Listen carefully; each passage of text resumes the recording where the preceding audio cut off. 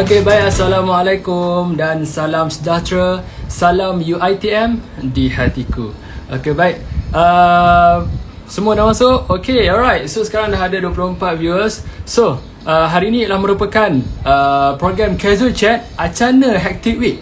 Okey, yang memaparkan untuk berkenaan dengan isu-isu yang kita tahu sekarang ni dah masuk pun sebenarnya Hectic Week, yang mana nak masuk minggu 14, minggu depan. Guys, minggu depan. Okey, jadi program ini dihasilkan ataupun dijalankan khusus untuk pelajar-pelajar bukan sahaja UiTM tetapi di IPTA-IPTA yang lain yang ada ataupun yang memasuki week ke-14 minggu depan, guys. Okey, sebab ada orang macam cakap, Active Week ni sebenarnya bukan minggu depan je, minggu ni pun sebenarnya dah start dah kan. Okey, jadi itu antara topik-topik yang kita akan naikkan untuk program malam ni.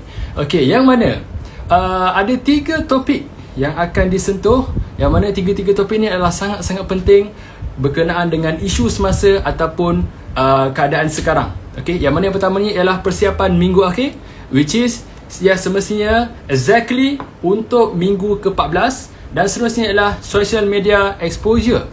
How, macam mana daripada social media ni kita boleh adapt masuk untuk kita belajar for week 14. Okay, and last one is racunin TikTok.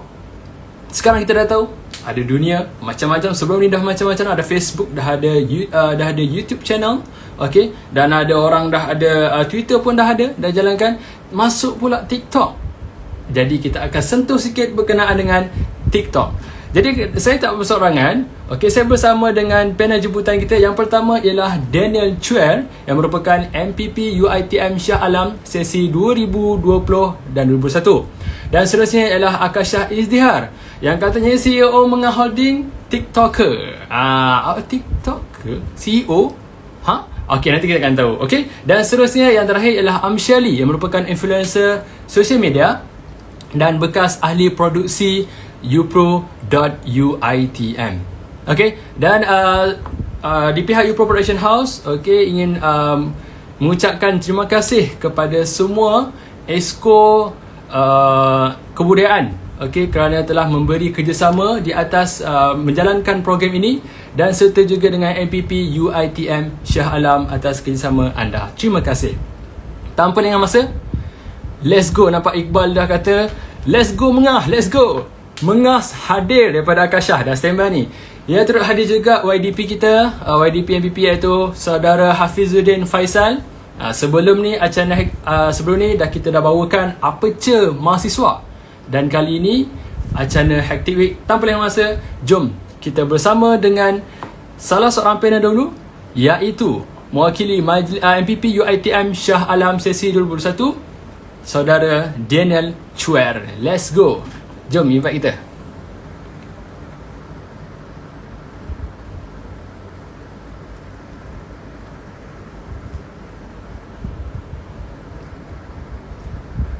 Okey, Daniel Chuer, saya nak ucapkan saya nak beritahu kat sini yang mana program ini bukan sahaja anda boleh join just tengok aje. Hello. Dah sampai dah. Hello. Okey, jadi kita juga akan dapat daripada pihak Upro sendiri sediakan e-sijil penyertaan untuk anda, dan juga bila anda dah isi tu, di bawahnya nanti akan ada orang kata boleh berpeluang untuk cabutan bertuah pada 18 Julai, okay, pada finalista. Okay, so sekarang dah bersama dengan Daniel Chuer. Apa khabar? Alhamdulillah, sihat. Apa khabar? Okey tak? Baik, alhamdulillah. Wah, dah siap mic ni. Kenapa siap mic tu? Ada surprise ke? Aduh. Okay, so sekarang dia ni ada kat mana sekarang? Sekarang saya berada di kampung halaman saya di Tawau, Sabah. Tawau, Sabah. Sabah pakalah kau.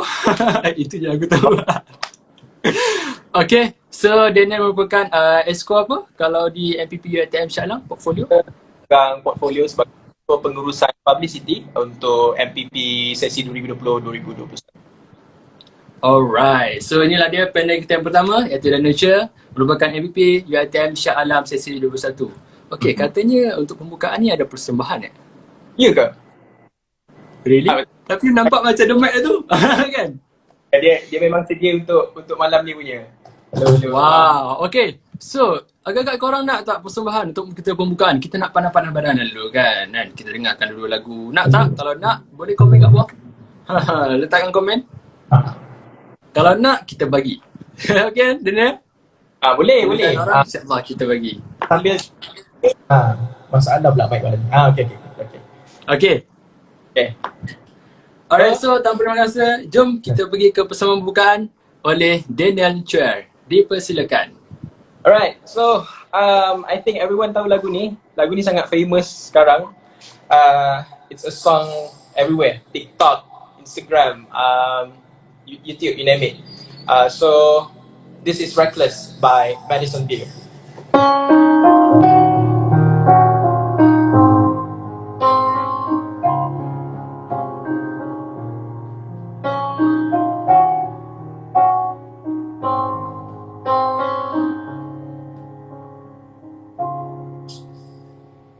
Hey, this is a story of me, and telling it might make me regret. I traded you. This chapter's about how you said there is nobody else, and you got up into this house. You guys always left me out. Nowadays my friends are gone.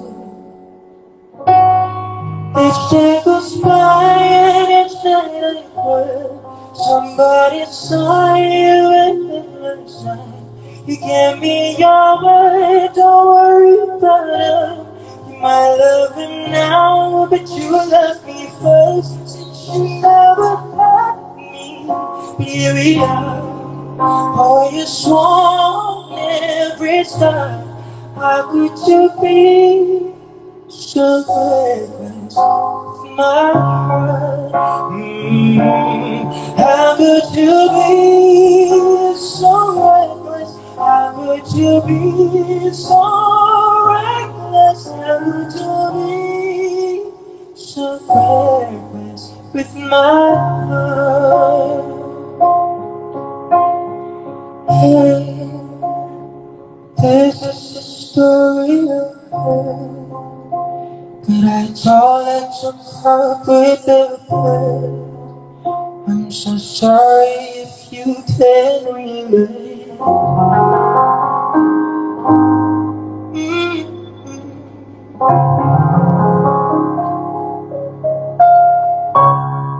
Alright.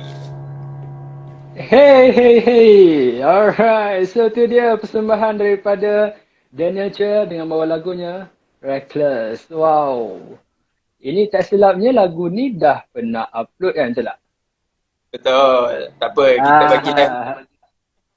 Ya, sebab apa sebenarnya, kalau dah upload, so maksudnya kalau korang nak dengar full version, sebab tadi tak full version So kalau nak dengar full version, let's tengok dekat YouTube channel Daniel Chuer untuk like kan. Lalang tu promote kita sikit kan. Alright, so thank you Daniel.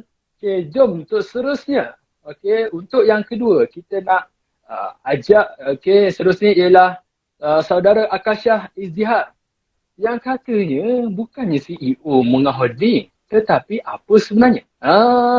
Okay, jom Akashah, invite kita. Hello, Assalamualaikum. Boleh dengar? Dengar.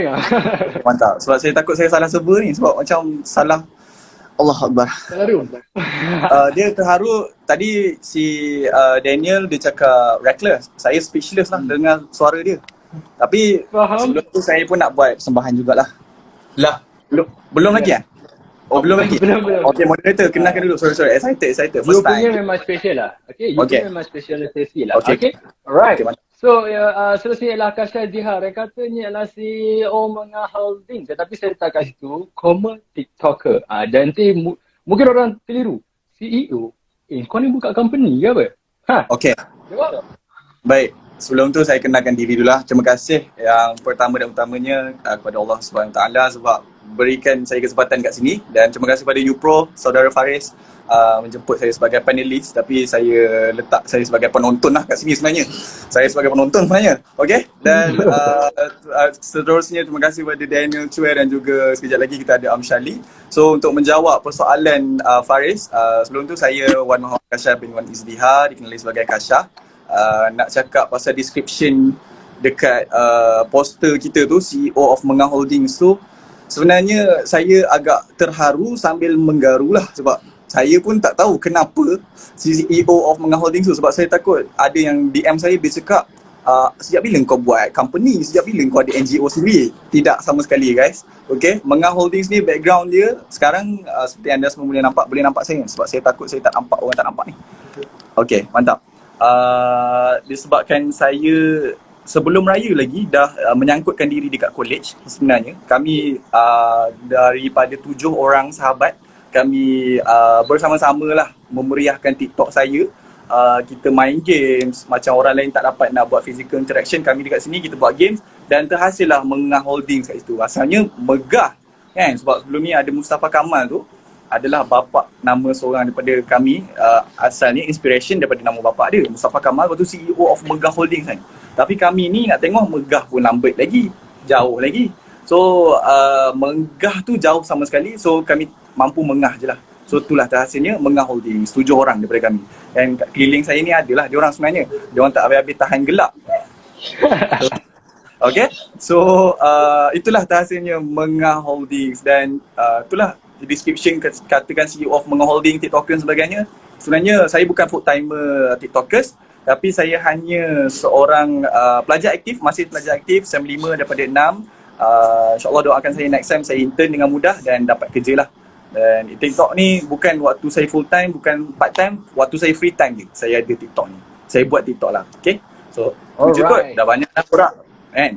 Saya nak belanja reckless tak ada lah, saya belanja Red Lu Papa Roger lah. Okay. Okay, tapi Red Lu Papa Roger jangan caw dulu. Okay, okay, boleh.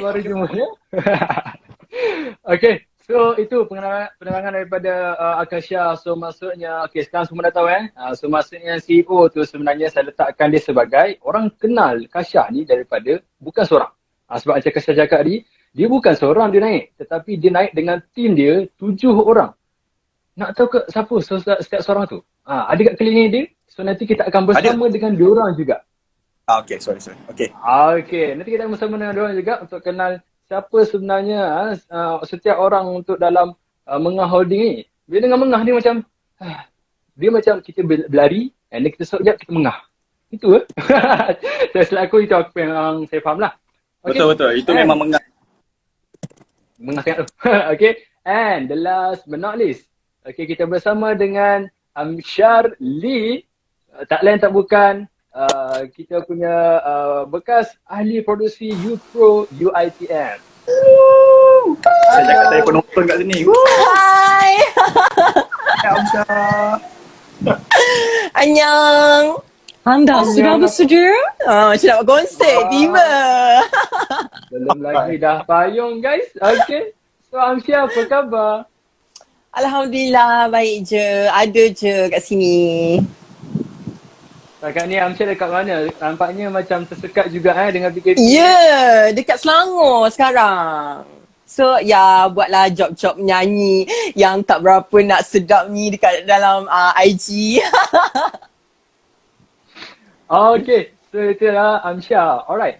Kalau dari Amshar sendiri, dekat dalam poster dah ada bekas ahli produksi UPRO UITM. Maybe Amshar boleh cerita sikit, sebab Amshar, kalau nak tahu guys, Amshar ni sebenarnya ialah orang yang designer utama dalam UPRO and untuk USTAR 2021. So maybe Amshar boleh ceritakan dalam masa tempoh yang kita start dengan USTAR ni, sebab program ini dijalankan bersempena dengan final USTAR. Betul tak?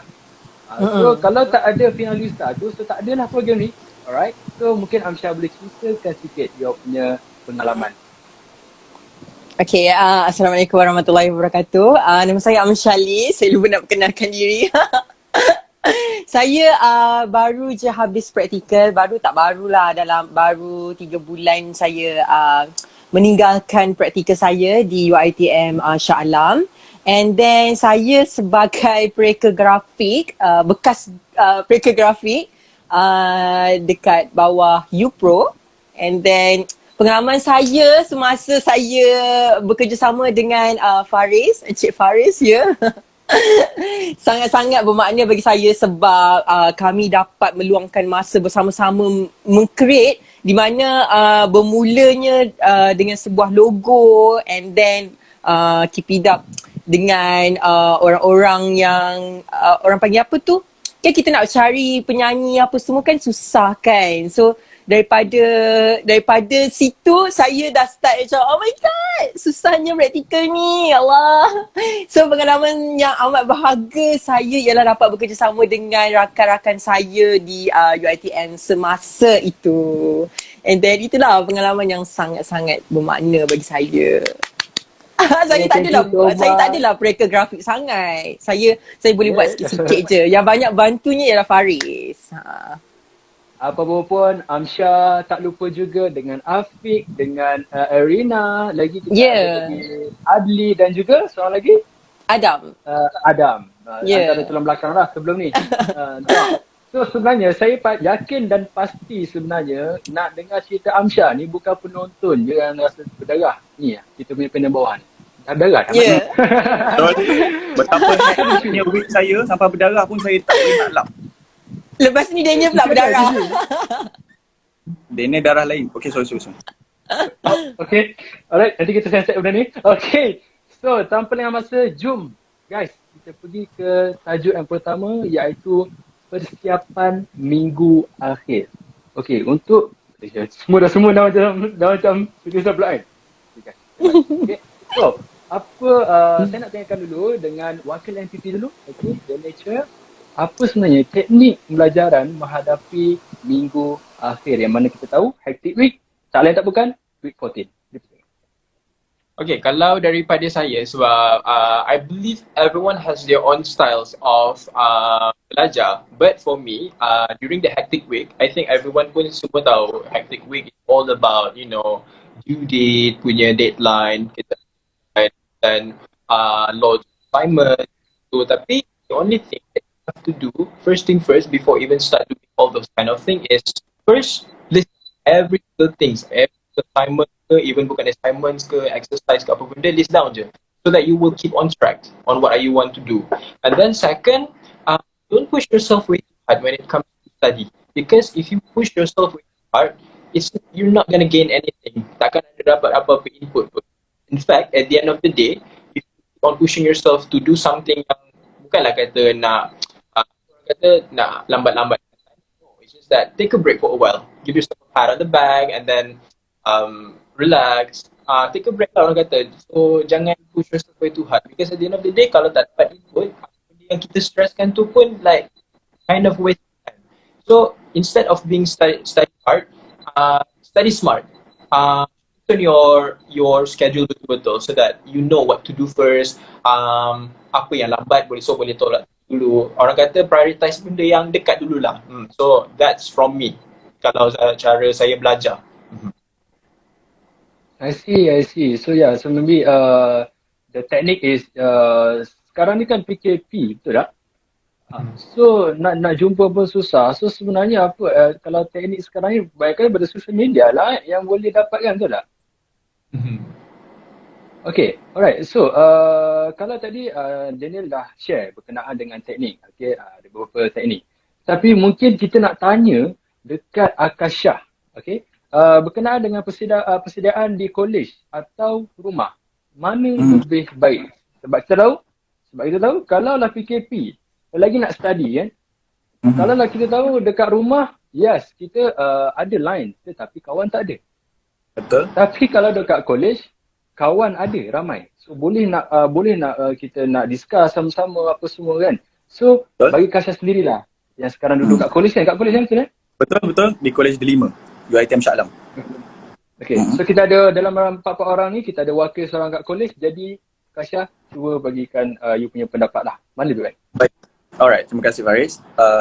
So personally lah, in my honest opinion dan perspektif, dia sebenarnya apa-apa kita buat pun there should be have pros and cons. Mesti akan ada kelebihan dan kekurangan, betul tak? So, dan pendapat saya, kenapa saya saja menyangkutkan diri di college dan walaupun tak balik raya dan sebagainya atas sebab-sebab tertentu. So, I would say that saya lebih cenderung untuk belajar di college kerana bukan cakap dekat rumah tak selesa dan sebagainya. Cumanya dekat college ni motivation dia quite high berbanding kalau di rumah. Ni based on my experience lah dan based on my situation. Sebab contoh kalau kat rumah saya akan berasa terlalu selesa disebabkan banyak distraction. Contoh TV ada, Netflix ada. So wifi pun unlimited dekat rumah, ada unlimited wifi. So benda tu bagi saya akan distract saya dan tak ada motivation untuk study. Berbanding di college, bukan nak cakap tak selesa dan sebagainya, disebabkan kondusif.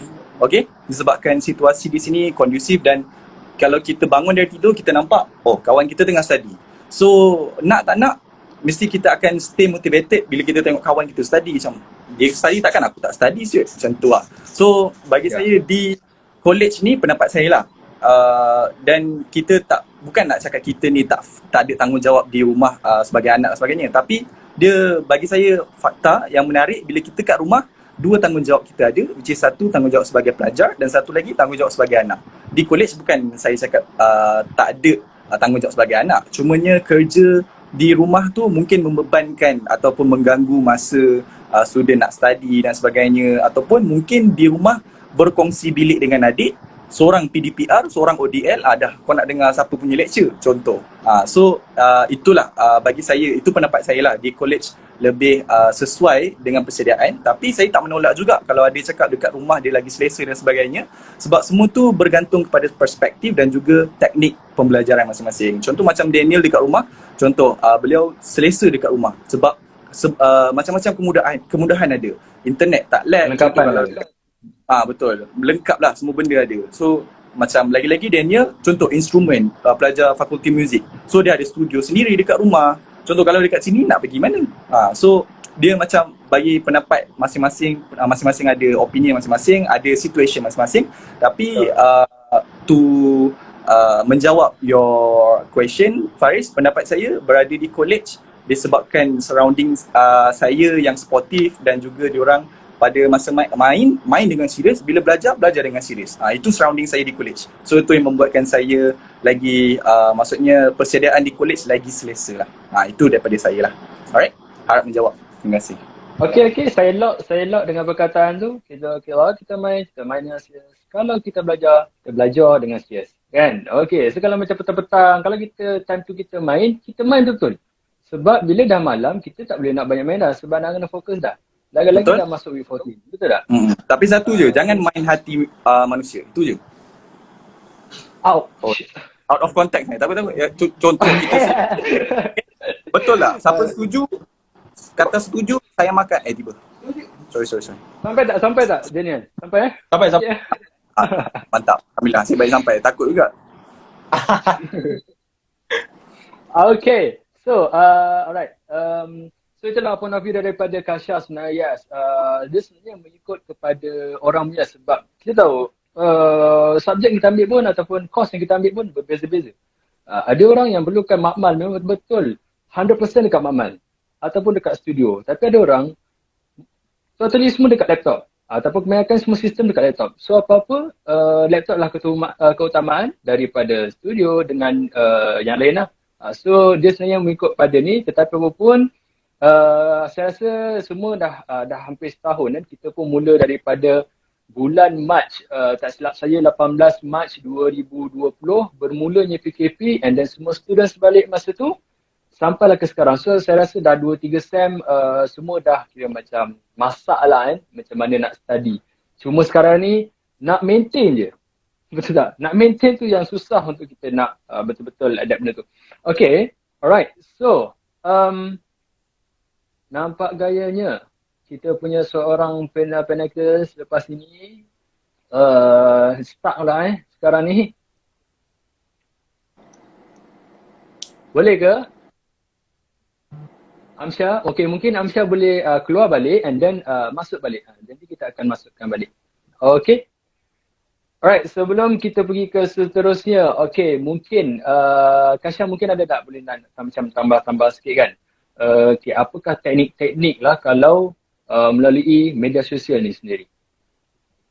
Teknik-teknik dari segi apa tu? Nak belajar ke? Nak Belajar. main-main? Nak dapat belajar lah. belajar tu. Faham?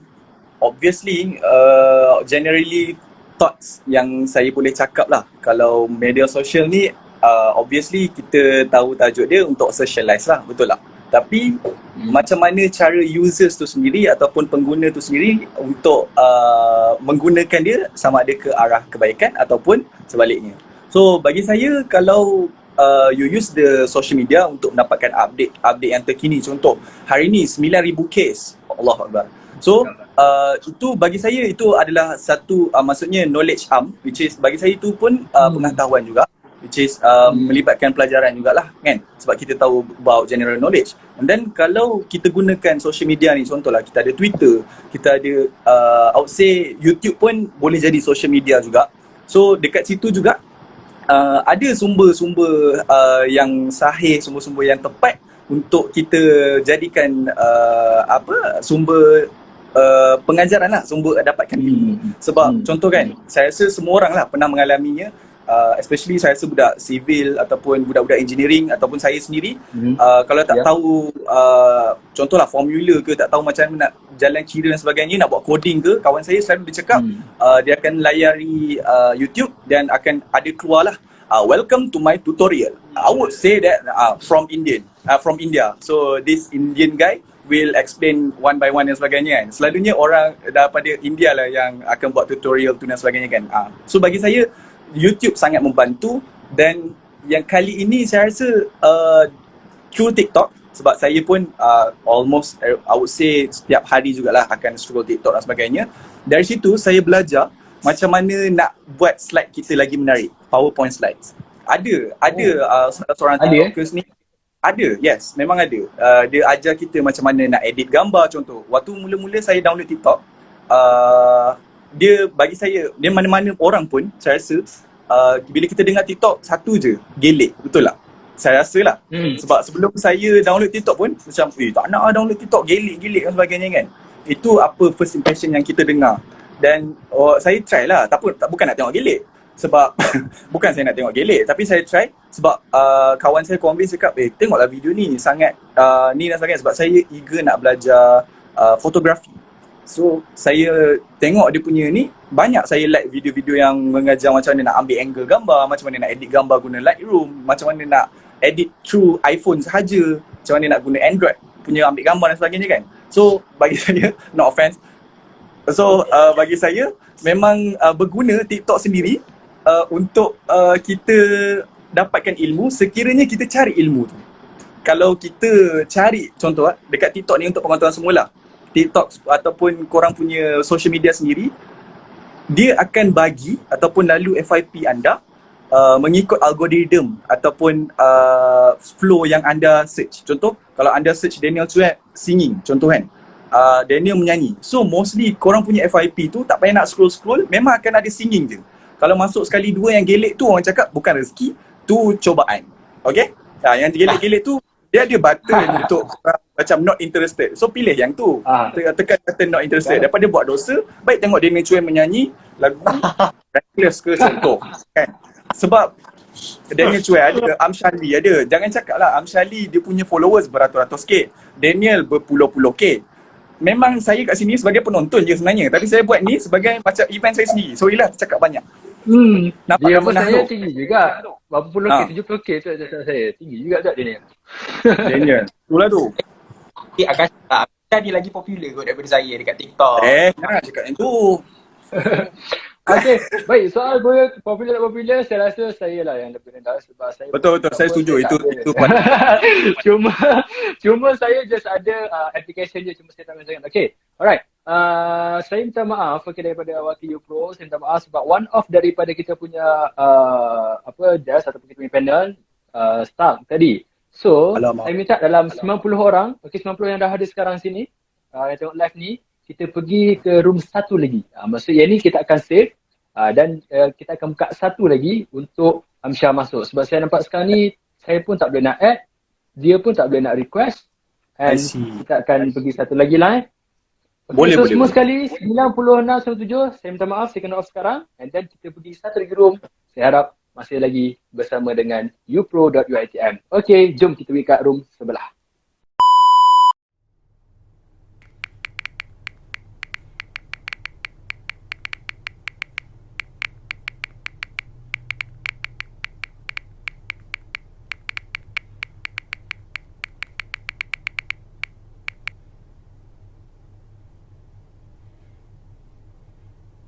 Itu saya daripada saya, Faris, merupakan moderator kita pada malam ini dan juga part of daripada upro.uitm ingin mengucapkan jutaan terima kasih kepada semua penonton yang mana melihat daripada awal sehinggalah ke penghujung rancangan ini.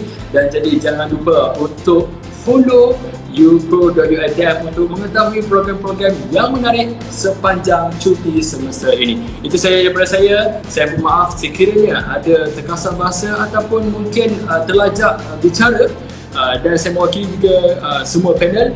Jadi terima kasih kerana sudi meluang masa pada malam ini. Itu saya daripada saya. Assalamualaikum dan selamat malam. Stay safe. Okay, jaga kita. Hashtag UiTM Priority, hashtag kita UiTM.